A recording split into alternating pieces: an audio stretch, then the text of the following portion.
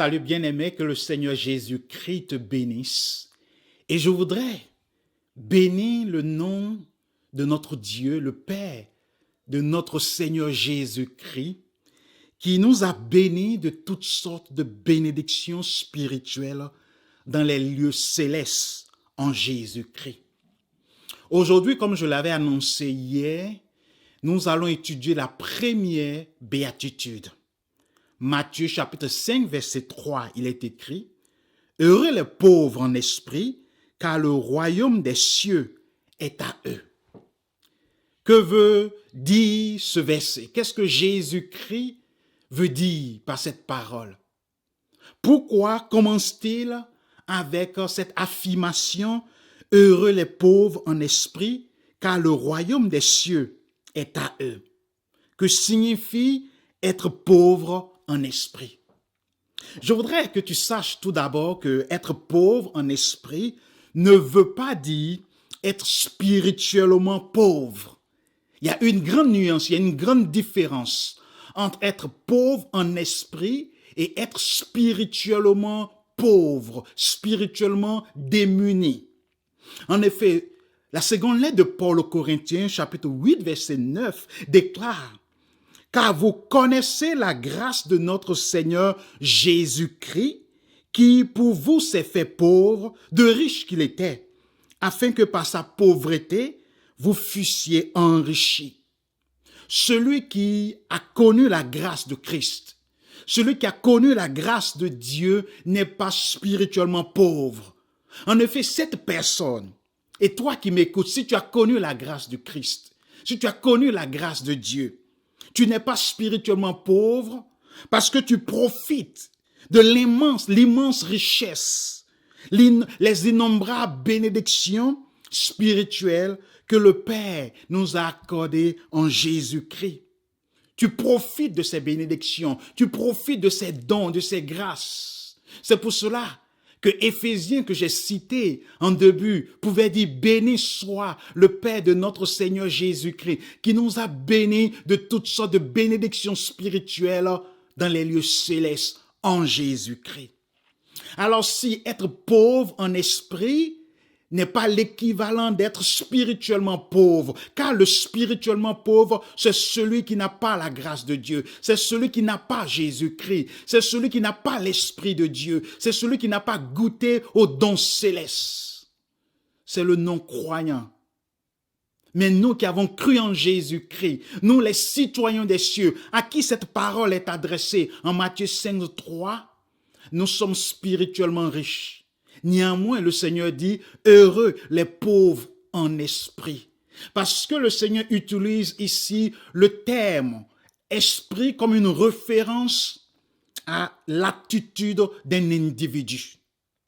Dans ce sens, celui qui est pauvre en esprit, c'est toi et moi qui, par la grâce du Seigneur, qui par l'aide du Saint-Esprit, avons une attitude de dépendance sur Christ et sur ses grâces.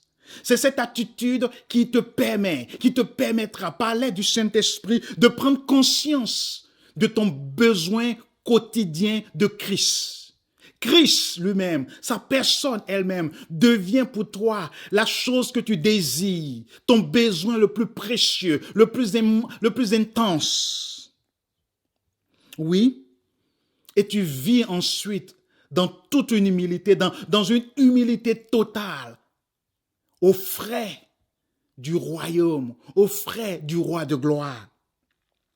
Tu reconnais que tout ce que tu as, tu le dois à Jésus-Christ. Tout ce que tu es, tu le dois à Jésus-Christ. Tout ce que tu possèdes au niveau de ta vie spirituelle, tu dois toutes ces choses à Jésus-Christ et à ses grâces mises à ta disposition. Ton salut, ta justification, ta sanctification, ta future glorification et toutes les autres richesses, les trésors de l'esprit, de l'âme, du corps, tu les dois à Jésus-Christ.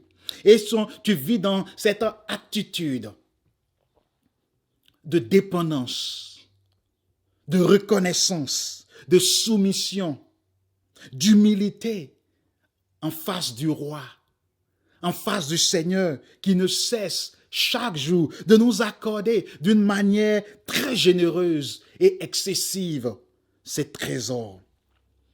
Alors, en résumé, être pauvre en esprit, c'est cette attitude intérieure de dépendance à Christ, cette attitude intérieure qui reconnaît Jésus-Christ comme son besoin le plus important, son besoin le plus précieux et qui vit en toute humilité dans le royaume du Seigneur aux frais du roi de gloire.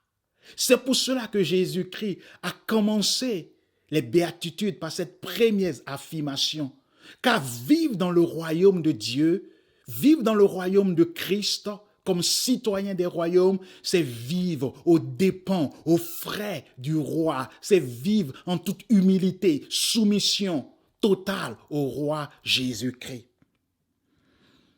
Et comment cela s'applique à nous? Comment tu peux au quotidien vivre cette affirmation de Matthieu 5, verset 3? Cela est possible lorsque le Saint-Esprit nous anime, lorsque le Saint-Esprit nous conduit. Et nous pouvons dire comme Pierre, et je cite, « Seigneur, à qui irions-nous? Tu as les paroles de la vie éternelle, et nous avons cru, et nous avons connu que tu es le Christ, le Saint de Dieu. » Jean chapitre 6, versets 68 et 69. Oui, par le Saint-Esprit, oui, par son aide, oui, lorsque nous laissons, nous cédons à lui. Il nous anime, il crée en nous cette attitude intérieure, cette attitude de cœur, d'âme, d'esprit. Et nous disons, Seigneur, à qui irai-je? Je dépends de toi, je vis pour toi, tu es mon roi. En toute humilité et soumission, je vis pour toi. Nous regardons à Christ, nous nous dépouillons de nous-mêmes et nous tournons nos regards vers Christ. Et la Bible dit, en cela, il y a un bonheur. La Bible dit bienheureux lorsque nous vivons. Nous sommes bienheureux lorsque nous vivons tel que décrit dans ce verset. Nous sommes bienheureux. Nous expérimentons une paix, une joie, un bonheur intérieur. Pas le bonheur lié aux circonstances de la vie, mais un bonheur qui découle de cette reconnaissance profonde de notre besoin de Christ, de notre besoin de ses grâces au quotidien.